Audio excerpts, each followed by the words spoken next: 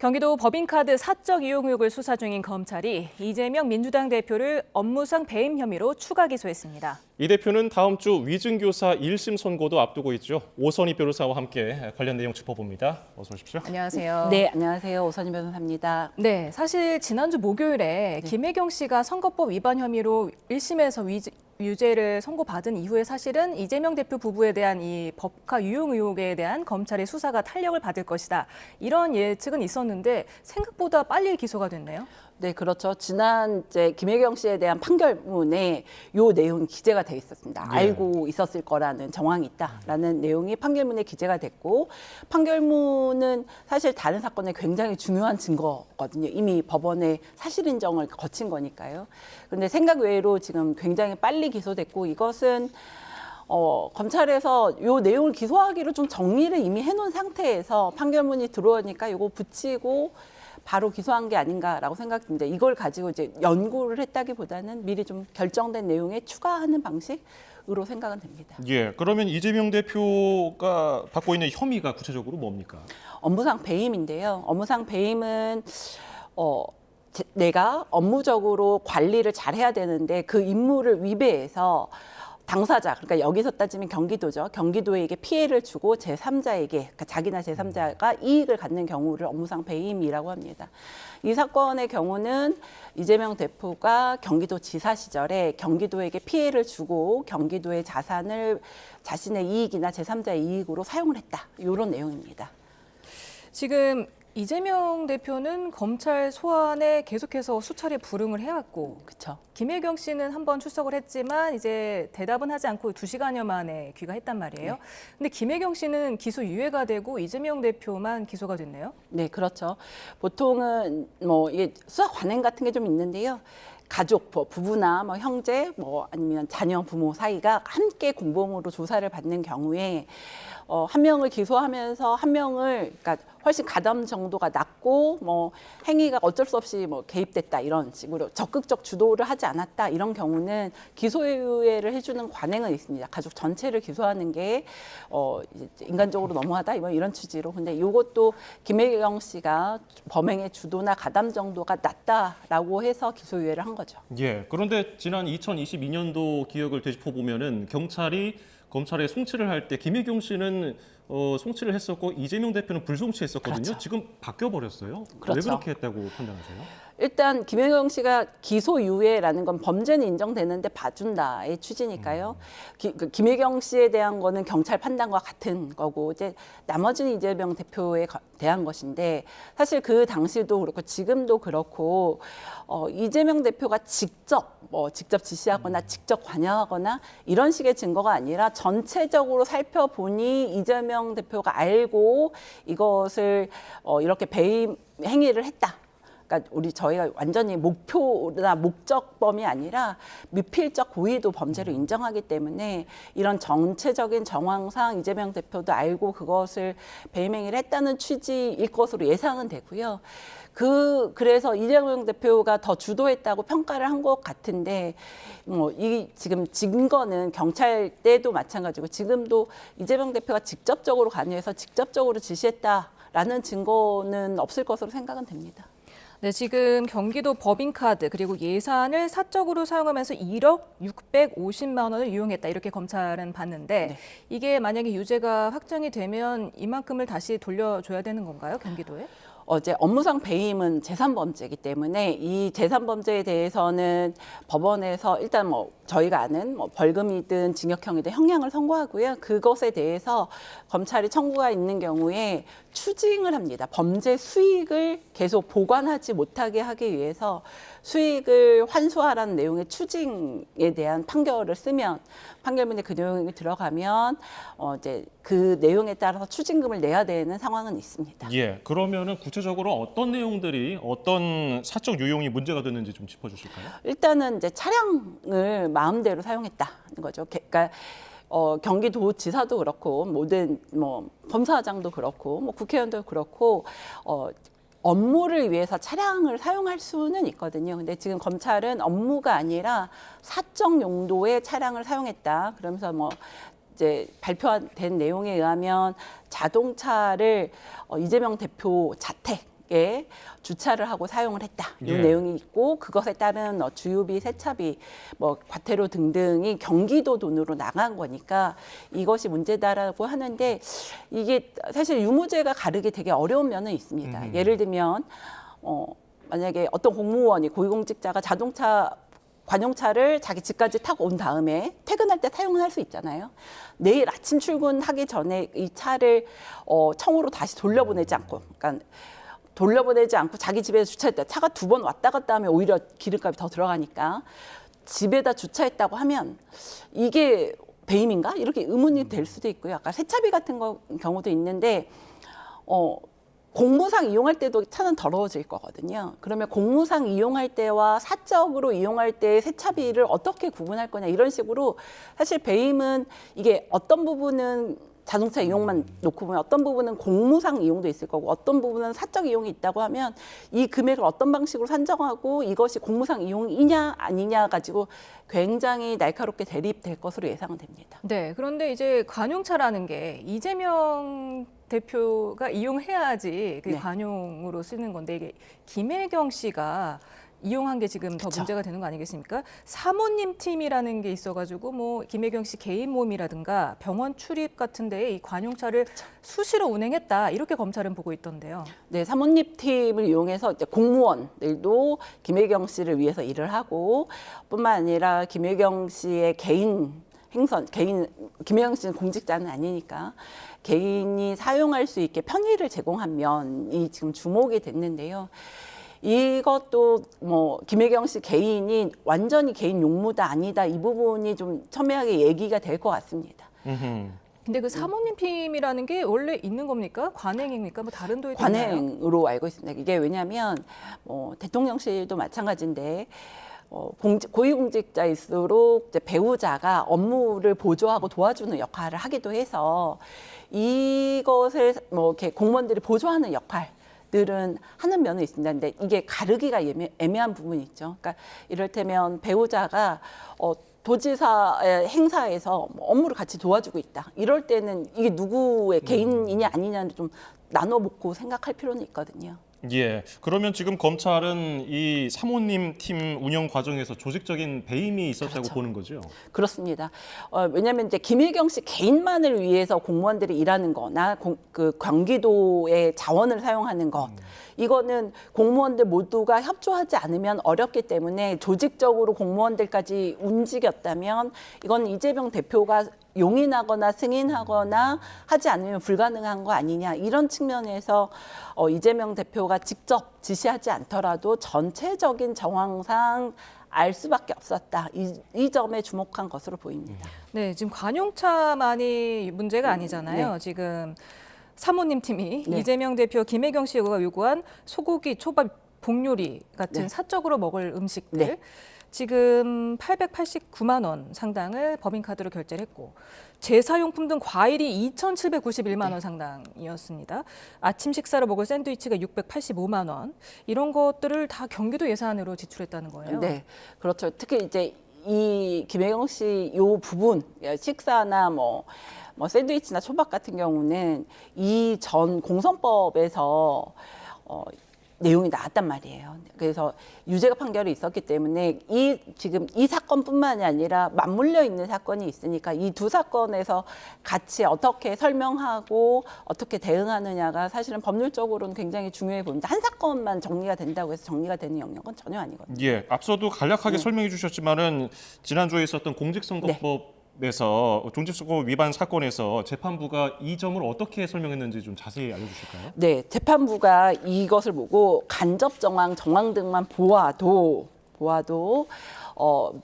이재명 대표와 김혜경 씨가 알고도 묵인하거나 승인한 정황이 있다고 판결문에 아주 자세하게 기재했습니다. 예. 그랬기 때문에 이 판결문 이 당시에 그러니까 김혜경 씨에 대한 공직선거법 재판 당시에 이게 샌드위치가 집으로 갔고 그리고 공무원들한테 직접 이 가격을 그러니까 어떻게 해서 갖고 와라 이런 전달되고 지시한 경황이 있거든요. 그리고 결재한 후에 어떻게 하자 이런 내용이 이재명 대표 것은 없지만 공무원들 것은 있기 때문에 이거는 묵인하지 않으면 공무원들이 이렇게 움직이진 않았을 거다. 이런 판단을 지금 재판부에서 전 사건에서 한 거거든요. 그래서 그 재판부의 판단이 이 사건에 어떻게 영향을 미칠 것인가 또는 김혜경 씨 재판에 대한 이 판결의 내용을 향후에 다른 재판에서 어떻게 바꿔낼 수 있을 것인가가 법률적으로는 중요한 쟁점이 될 것으로 생각이 됩니다. 네, 지금 오늘 검찰 기소로 이재명 대표는 윤석열 정부 들어서 6번째로 기소가 됐고요. 일부 병합된 재판을 포함해서 5개의 재판을 받게 됐습니다. 다음 주 월요일에도 지금 이준교사 혐의 재판 1심 선고가 예정돼 있지 않습니까?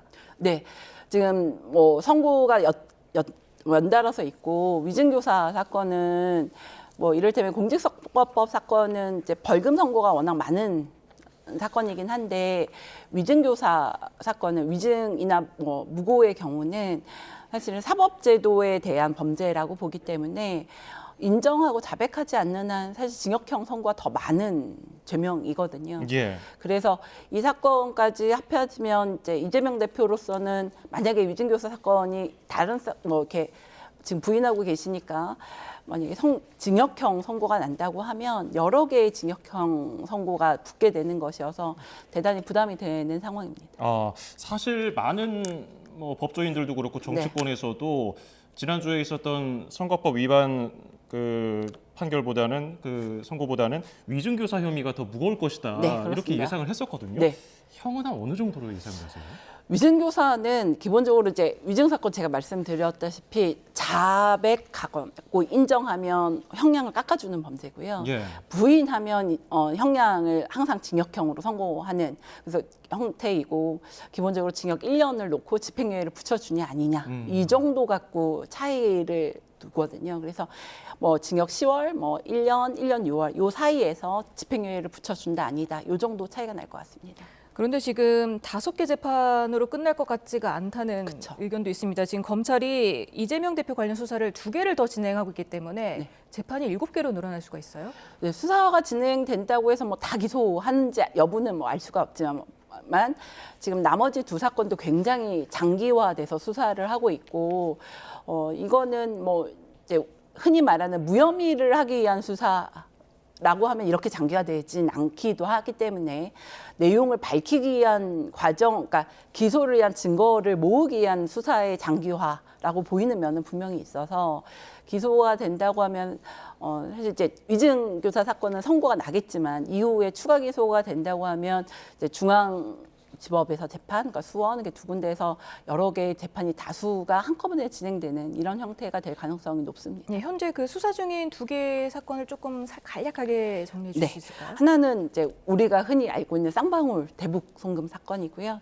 그 사건은 이재명 대표가 쌍방울 측에 요구해서 개입했던 내용이어가지고 이거는 다만 여러 면으로 다투고 있어서 이제 어떻게 될지는 모르겠지만 수사 기간이 벌써 몇 년째 진행이 되고 있어서 이 부분이 있고 하나는 백현동 대장동 사건이 하나가 남아 있죠. 그래서 그것도 사건의 다툼의 여지가 굉장히 긴 상황입니다. 예.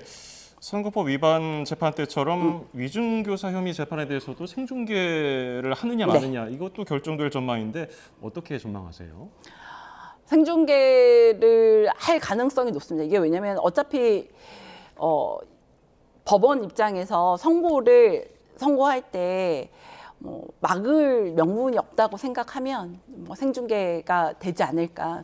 관례도 있고, 그러니까 이제 이전 사건도 했었고요. 이전 사건도 했었고, 이번 사건은 될 가능성도 충분히 있다고 생각합니다. 이게 위증교사 사건의 특수성도 있습니다. 그래서 선거법 때야 안 해줬지만 이번에는 위증이라는 사건이 법원에 대한 재판부에 대한 사건으로 생각을 하기 때문에 충분히 할 개연성도 있다고 생각합니다. 네, 제가 지금 조금 전에 검찰이 수사 중인 사건 두 네. 건을 말씀드렸는데 여쭤봤는데 지금 재판 중인 사건 두 개를 말씀하셔서 제가 조금 정정을 해볼게요. 네네네. 예, 그 성남지청 형사 3부가 경기 성남시 분당구 정자동의 한 호텔과 관련한 성남시의 특혜 의혹을 지금 수사 네. 중이고요.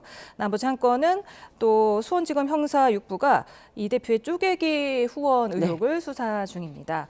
네, 아무튼 지금 다음 주 월요일 위증교사 혐의 재판에 대해서도 지금 생중계 여부를 곧 결정하지 않겠습니까? 법원이 어떻게 전망하시는지요? 좀 전에 말씀드린 것처럼 위증교사 사건은 선거법 사건처럼 그 당의 선거법 사건은 만약에 100만 원 이상 선고가 된다고 하면 이재명 대표가 앞으로 피선거까지 있는 굉장히 큰 상황에 놓이기 때문에 혼란을 예상하고 생중계를 불허했던 것으로 보이는데 위증교사 사건의 형량은 높지만 이것 갖고 신분상의 문제나 이런 게 생기는 것은 아니거든요.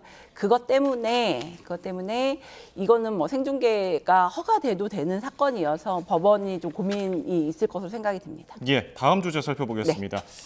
2025학년도 연세대 수시 모집 논술 문제 사전 유출 사태, 이게 법적인 다툼으로 번지고 말았습니다.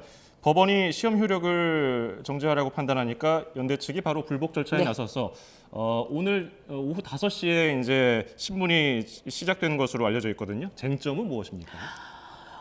이게 가처분이 있죠. 그러니까 지금 발표를 하지 말라는 내용인데 지금의 쟁점은 발표를 하지 않는 것과 그러니까 그대로 기존 시험을 유지해서 합격자 발표를 하냐, 그게 다른 모든 수험생들에게 불이익이 더 크냐 아니면 더 적냐, 이 문제입니다. 가처분은 돌이킬 수 없는 피해가 있다고 생각하면 가처분이 인정이 되기 때문에 지금 당장 합격자 발표를 하는 게 다른 수험생들에게 돌이킬 수 없는 피해가 있다고 판단하면 가처분이 그대로 인정이 되고 연세대가 했던 이의 신청이 기각될 가능성이 높습니다.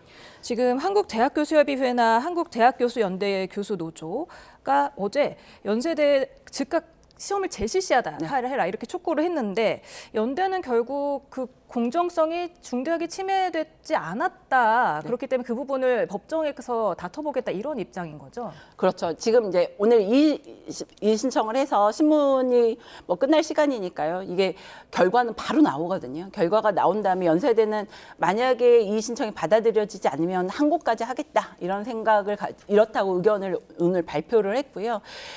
근데 지금 결정은 재시험이든지 아니면 이대로 발표든지 아니면 지금 이 수시의 인원을 뽑지 않고 정시로 이월시키는 방안들이 논의되고 있는데 이것 중에 모든 수험생들에게 지금 10,000명이나 되는데 수험생이 10,000명의 수험생들에게 가장 피해가 적은 방법을 선택해야 되는데 연세대가 지금 시간을 끌고 있어서 시간이 가면 갈수록 항고까지 끝나면 사실 전체적인 대입 학사 일정이 상당히 진행돼 있을 거란 말이죠. 그랬을 때 뭐 수험생들이 받을 피해가 너무 커지기 때문에 연세대가 항고까지 끝나고 판단하겠다고 하는 거는 좀 수험생의 입장을 고려하지 않는 것은 아닌가 이런 생각은 듭니다. 예, 연대 측에서는 합격자 발표일 12월 13일 이전까지 항고심 결정을 받을 기회를 갖게 해달라 이렇게 했는데 이게 물리적으로 가능할까요?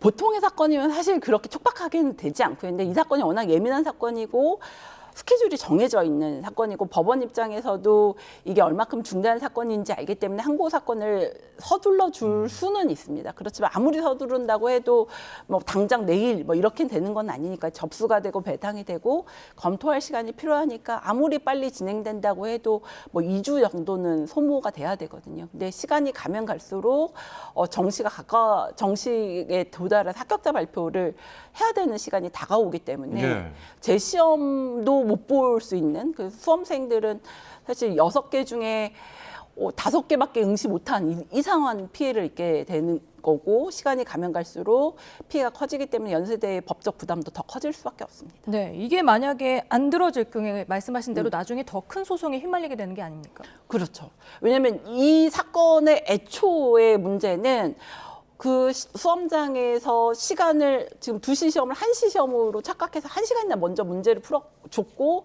그것을 뒤늦게 깨닫고 회수도 15분 후에 이뤄졌고 그 동안에 그 방에 방에 있었던 수험생들이 전자기기 핸드폰을 마음대로 사용할 수 있었거든요.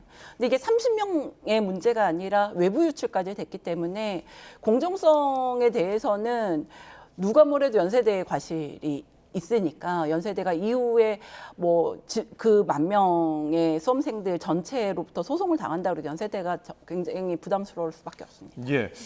경찰이 논술시험 문제지를 온라인에 게시한 일부 작성자를 특정한 것으로 전해졌거든요. 어떤 수사가 이루어질까요? 이것을 봐서 왜 촬영하고 왜 게시했냐, 그리고 답을 미리 알았냐, 다른 사람들한테 얼마나 나눠줬냐, 뭐 여기까지 조사를 하겠죠. 그렇지만 이 지금 유출한 당사자 수험생들에게 이 책임을 묻기에는 연세대의 잘못이 너무 커서 경찰이 과연 요거를 가지고 얼마큼 그러니까 사실관계 해명은 할 수 있겠는데 이것을 수험생을 처벌할 수 있느냐는 다른 문제인 것 같습니다. 이 문제 유출에 대해서는. 지금 연대가 그래서 수시로 선발할 예정이던 인원을 정시로 이원하는 방안을 검토 네. 중이다 이렇게 밝혔는데 이에 대해서 교수연대는 이게 학생의 기대와 이익을 현격히 침해하는 부분이기 때문에 그 한국대학교육협의회 대학입학전형위원회에서 허용될 가능성이 없다 이렇게 네. 말했는데 어떻게 보십니까? 그 10,000명 학생 중에 지금 전원 합격생을 안 내고 정시에서 다 뽑겠다는 거거든요. 그러면 수시에 지원해서 실제로 합격할 수 있었던 그 인원은 모두 다 한꺼번에 피해를 입는 거니까 이 방식이야말로 되게 좀 무책임하다고 말할 수 있고 그래서 허용이 되기 어렵다 이런 의견이 나온 것으로 생각이 됩니다. 알겠습니다. 관심 받고 있는 이슈들 오선희 변호사와 함께했습니다. 고맙습니다. 감사합니다. 감사합니다.